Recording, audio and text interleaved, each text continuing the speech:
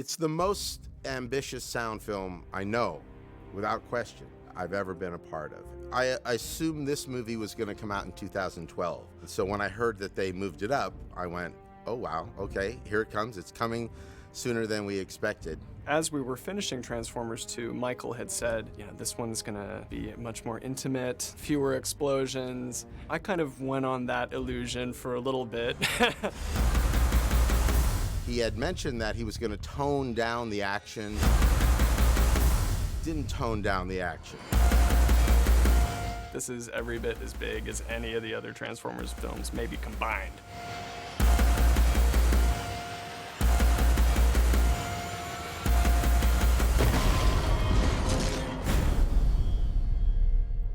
Michael's great in the way that he works with us because he gives us a tremendous amount of freedom. So it's really up to us to sort of react to it and to create what feels right to us. And then we'll take it to him and get him to react. And the great thing about him is that he's very clear about what works for him and what doesn't work. I know him pretty well. I know what he likes. He likes a powerful, bold, dynamic mix, but we really try to stay clean, and clarity is obviously the key here.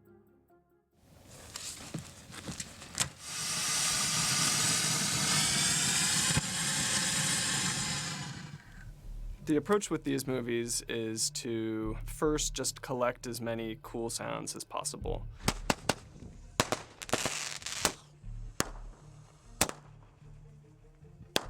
We make it a personal challenge to go out and record as much fresh sound as we can. It's inspiring to us to get out into the field and get new material, fresh ingredients. One of the things we talked about wanting to do with this movie at the most basic level was really push it to the next level in terms of how we take organic sounds and twist them into the electronic, and conversely, how we take electronic sounds and sort of twist them into the more organic world. One of the things we started playing with was an electric guitar to move in that sort of direction where you're just sort of straddling the borders between, okay, is that an organic sound or an electronic sound?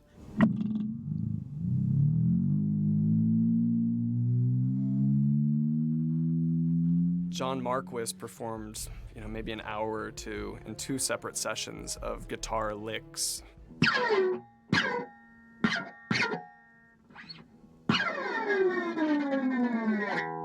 One place where those sounds really stuck were for these alien attack ships, which have big gun turrets that lock into place. And the motor sounds of those turrets locking into place are 100% John Marquis on the electric guitar. And it's basically a na-na-na. When that sound comes up, the residents of Chicago should feel terror, because they're about to get blown away. For a movie like Transformers, there's a lot of just physical recording things that we need to do. Like there's a military component, so we've got military weapons, machine guns, vehicles. All right, this is going to be a 12-gauge shotgun. Getting our levels set. Take 1.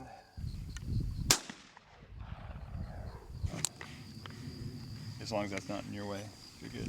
I'm good with that.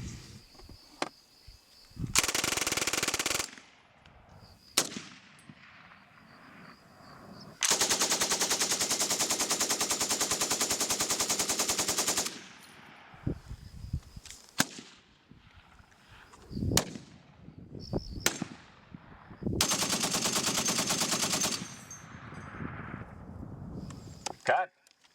There's a segment of this movie that has a shuttle launch. So we recorded a lot of rocket sounds and 2 different rocket launches on the West Coast out of Vandenberg Air Force Base, which were the largest rocket launches in West Coast history, a Delta IV rocket and an Atlas V rocket with these 100,000-pound payloads. The access that we get with the military through working on a Michael Bay movie is pretty extraordinary, and we had armed escorts helping us set up. The closest rig to the launch was 200 feet away from the launch pad. We set a little timer on the rig and went off to the quarter-mile position, set another rig there, and then we went to the evacuation point, which is a mile and a half, 2 miles away from ground zero. Record all of these angles, and there's a sequence in the movie where there's no layering of sounds, just that pure air-ripping rocket sound.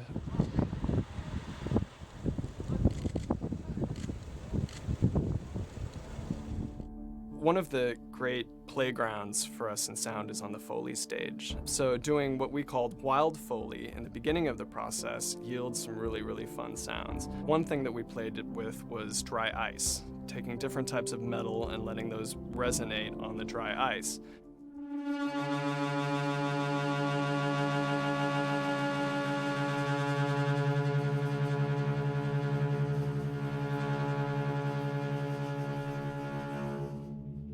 There's one section of the film where there's a massive alien mothership crashing, and part of the metal groans and strain of the hull we made out of that dry ice. There's one whole sequence where we work with the tempo of the music, and Optimus's guns are playing the 8th notes and the 16th notes and are part of the orchestra. So the music's not just a separate sort of abstract thing playing along with action, but the music and the action are working together. Here we go! Here we go! Keep it tight! Coming around. All right, focus, focus, focus.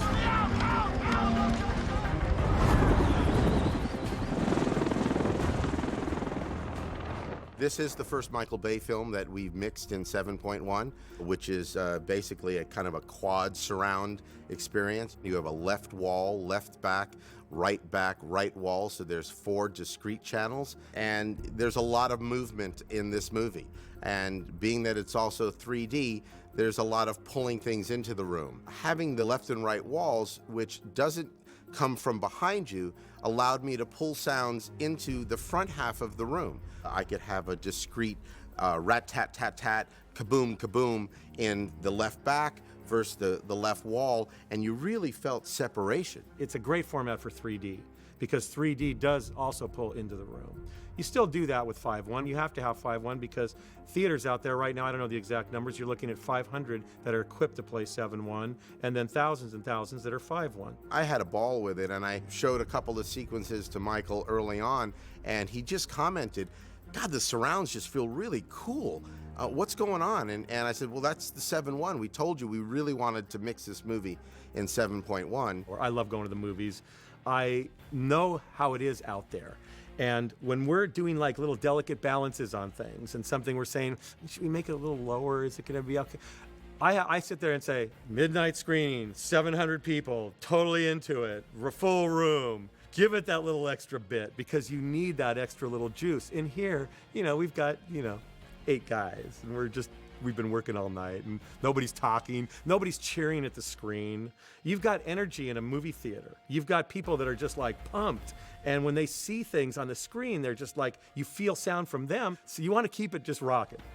I think we have answered what visually I think is probably one of the most outstanding visual effects film I've ever seen. It turned out as good as I'd ever hoped it would be. And my expectations were very high. Michael's expectations were very high. I can't think of a film ever with him that he's been this excited about the sound of his film. He continually talks about there is just so much here for people to enjoy. This is a cinematic experience unlike anything we've ever done.